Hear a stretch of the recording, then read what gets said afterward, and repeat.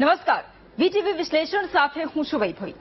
ભારત માટે આજનો દિવસ ખાસ છે। આજે ગર્વનો દિવસ છે, કારણ કે આજે શુભાંશુ શુક્લાએ ઇતિહાસ રચ્યો છે।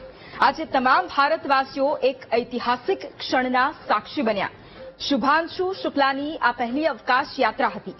એક્સિયોમ મિશન 4 અંતર્ગત ઇન્ટરનેશનલ સ્પેસ સ્ટેશન ગયેલા શુભાંશુ સહિત 4 જેટલા અવકાશ યાત્રીઓ હવે પૃથ્વી પર પરત ફર્યા છે। 18 દિવસ અવકાશમાં વિતાવ્યા બાદ પૃથ્વી પર તેમનું આગમન થયું અને આ ઐતિહાસિક અવકાશ યાત્રા બાદ શુભાંશુએ સ્પેસએક્સ ડ્રેગન કેપ્સ્યુલ મારફત ઉતરાણ કર્યું છે। ડ્રેગન 27,000 કિલોમીટર પ્રતિ કલાકની સ્પીડે વાયુમંડળમાં પ્રવેશ્યું હતું, જ્યાં ગરમી અને ઘર્ષણના કારણે તેનું તાપમાન 1600 ડિગ્રી સેલ્સિયસ સુધી પહોંચી ગયું હતું, જેના લીધે થોડા સમય માટે કંટ્રોલ રૂમ સાથે સંપર્ક પણ તૂટ્યો હતો। વાયુમંડળમાંથી બહાર નીકળ્યા બાદ નાના મોટા પેરાશૂટ ખોલ્યા હતા, જેની મદદથી ડ્રેગન કેપ્સ્યુલને મહાસાગરમાં સુરક્ષિત રીતે ઉતારવામાં પણ આવ્યું હતું। સૌથી પહેલા હવે ગ્રાફિક્સના માધ્યમથી શુભાંશુનું જે પૃથ્વી પર આગમન થયું છે ફરી એક વખત તે સમજવાનો પ્રયાસ કરીશું। ઓગમેન્ટેડ ગ્રાફિકના માધ્યમથી સૌથી પહેલા એ સમજીશું કે જ્યારે આજે પૃથ્વી પર ફરી એક વખત શુભાંશુ શુક્લા સહિત જે 3 બીજા અવકાશ યાત્રીઓ હતા તેમનું સ્વાગત થયું, ત્યારે કઈ રીતે તેમનું વેલકમ કરવામાં આવ્યું અને તમામ લોકોએ આજે શુભાંશુ સહિત જે અન્ય અવકાશ યાત્રીઓ પૃથ્વી પર પરત ફર્યા ત્યારે તેમને વધાવી પણ લીધા હતા। ઓગમેન્ટેડ ગ્રાફિક્સના માધ્યમથી હવે સમજીએ, કારણ કે આજે શુભાંશુ શુક્લાએ ઇતિહાસ રચ્યો છે અને એ ઇતિહાસની એક ક્ષણના સાક્ષી આપણે તમામ લોકો આજે બન્યા છે અને તમામ લોકોએ 18 દિવસ બાદ શુભાંશુનું સ્વાગત કર્યું છે।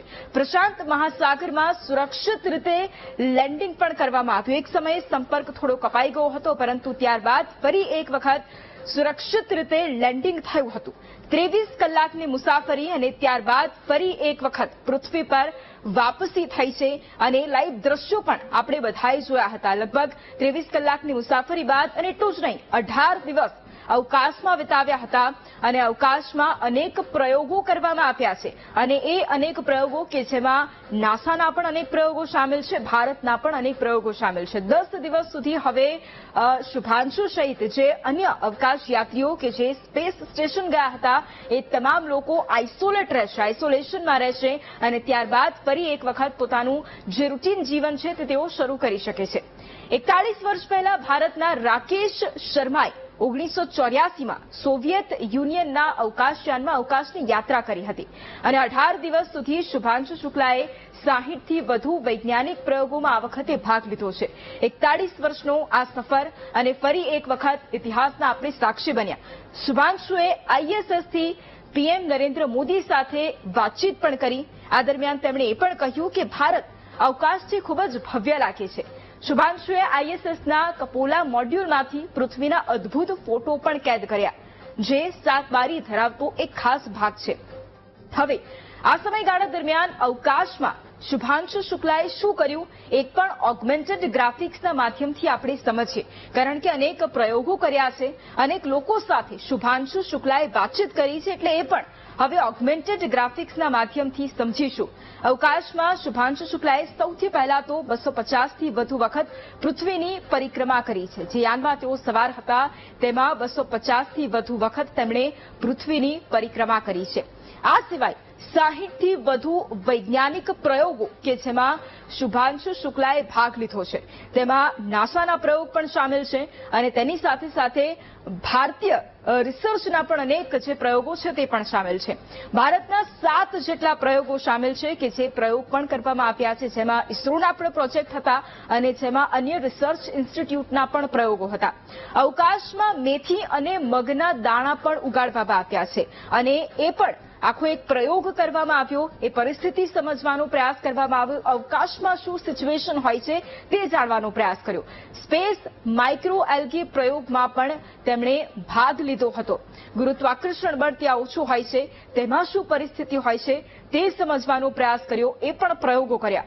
28 જૂનના રોજ તેમણે પ્રધાનમંત્રી સાથે વાત કરી હતી। વિડીયો કોન્ફરન્સિંગના માધ્યમથી પ્રધાનમંત્રી સાથે તેમણે વાત કરી અને ભારત કેવું દેખાય છે તેના વિશે તેમણે જણાવ્યું। એટલું જ નહીં, 3જી, 4થી અને 8મી જુલાઈના રોજ તેમણે અનેક વિદ્યાર્થીઓ સાથે પણ સંવાદ કર્યો હતો। વિદ્યાર્થીઓને પોતાના અનુભવો જણાવ્યા હતા। તેઓ યોગ કરે છે, તેમને શું ડર લાગે છે, એ તમામ વાતચીત તેમણે વિદ્યાર્થીઓ સાથે શેર કરી હતી, પોતાના અનુભવો જણાવ્યા।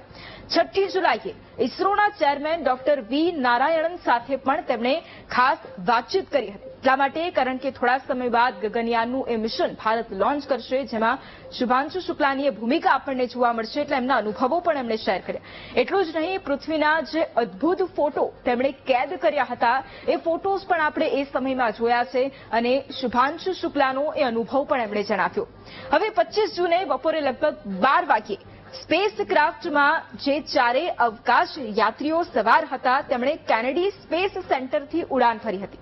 લગભગ 28 કલાકની સફર બાદ 26 જૂને સાંજે 4:01 અવકાશ યાત્રીઓ ઇન્ટરનેશનલ સ્પેસ સ્ટેશન પર પહોંચી ગયા હતા।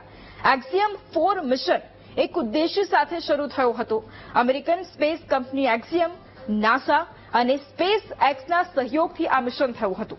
એક્ઝિયમની 3 ફ્લાઇટ અવકાશમાં જઈને સુરક્ષિત રીતે પાછી આવી ચૂકી છે અને ફરી એક વખત આ 4થું મિશન પણ સફળતાપૂર્વક પાર પાડવામાં આવ્યો છે। એટલે સૌથી પહેલા તો જે આ 4થું મિશન હતો તેની સફળતા વિશે પણ સમજવું છે, તેના ઉદ્દેશ્ય વિશે પણ સમજવું છે। જે ઉદ્દેશ્ય હતા તે કેટલા પાર પડ્યા છે એ પણ હવે ગ્રાફિક્સના માધ્યમથી આપણે સમજીશું। ઓગમેન્ટેડ ગ્રાફિક્સના માધ્યમથી એ સમજવાનો પ્રયાસ કરીશું કે જે ઉદ્દેશ્ય સાથે આ મિશનની શરૂઆત થઈ હતી એ શું હતું અને જેટલા પણ પ્રયોગો કરવામાં આવ્યા તે કેવા હતા।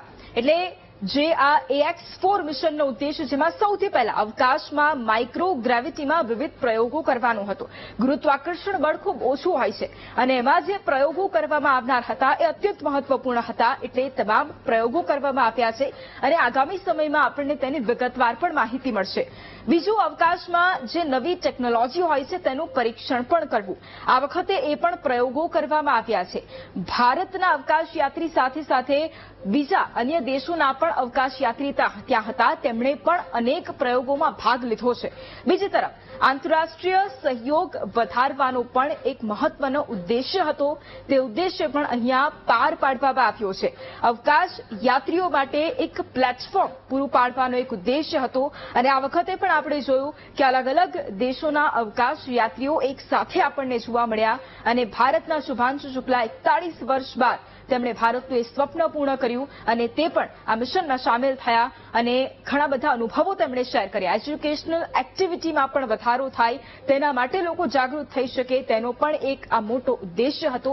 એટલું જ નહીં, અવકાશમાંથી પૃથ્વી પર કઈ રીતે જાગૃતિ લાવી શકાય તે પણ એક ઉદ્દેશ્ય હતો અને અલગ અલગ પ્રયોગો થકી એ જાગૃતિ લાવવાનો પ્રયાસ કરવામાં આવ્યો છે અને આ તમામ અવકાશ યાત્રીઓએ અલગ અલગ પ્રયોગો કર્યા, એ પણ આપણી સાથે હવે થોડા સમયમાં એ શેર કરશે। શુભાંશુ શુક્લાએ પૃથ્વી પર પરત ફર્યા, પણ આ 18 દિવસ દરમિયાન તેમણે અનેક પ્રયોગો કર્યા છે, જેમાં આગળ જણાવ્યું કે 60થી પણ વધુ પ્રયોગોમાં તેમણે ભાગ લીધો। ISSમાં શુભાંશુએ ઇસરો અને ભારતીય સંસ્થાઓ દ્વારા નક્કી કરાયેલા 7 જેટલા મહત્વપૂર્ણ પ્રયોગો છે તે કર્યા હતા। આ ઉપરાંત તેઓ નાસાના 7 પ્રયોગમાં પણ મદદ કરી શક્યા। આ પ્રયોગો ઇસરો, કેરળ એગ્રીકલ્ચર યુનિવર્સિટી, બેંગલુરુના ઇન્ડિયન ઇન્સ્ટિટ્યૂટ ઓફ સાયન્સ તરફથી કરવામાં આવ્યા હતા। એટલે કયા પ્રયોગો હતા શુભાંશુ શુક્લાના એ 7 પ્રયોગો, એ પણ આપણે હવે ઓગમેન્ટેડ ગ્રાફિક્સના માધ્યમથી સમજીએ, કારણ કે ભારત માટે પણ આ પ્રયોગો અત્યંત મહત્વપૂર્ણ હતા। સૌથી પહેલો પ્રયોગ એ છે કે માઇક્રોગ્રેવિટીમાં કમ્પ્યુટર સ્ક્રીનનો અભ્યાસ કરવો, એ તેમણે કર્યો છે અને તેના કારણે શું પરિસ્થિતિનું નિર્માણ થાય છે, આંખોની ગતિ કેટલા ઝડપથી કામ કરે છે એ પણ તેમણે અભ્યાસ કર્યો છે, શું તકલીફ થઈ શકે છે તેનો પણ તેમણે અભ્યાસ કર્યો છે। એટલું જ નહીં, અવકાશમાં મેટાબોલિઝમની જે કામગીરી છે તેનો પણ તેમણે અભ્યાસ કર્યો છે। ખાવા પીવાથી લઈને શરીરને મળતી એ ઉર્જા એ કેવી રીતે કામ કરે છે તેનો પણ ડિટેલમાં તેમના દ્વારા આ દિવસોમાં અભ્યાસ કરાયો છે। માઇક્રોગ્રેવિટીમાં જે સ્નાયુઓમાં શરીરમાં જે ફેરફારો થાય છે તેના વિશે પણ તેમણે અભ્યાસ કર્યો છે અને એ પણ આપણને જાણવા મળશે, કારણ કે આ 7 અલગ અલગ પ્રયોગો તેમના દ્વારા કરવામાં આવ્યા। એમાં એ પણ કે શરીરમાં કેવા પરિવર્તન આવે છે, સ્નાયુમાં કેવા પરિવર્તન આવે છે।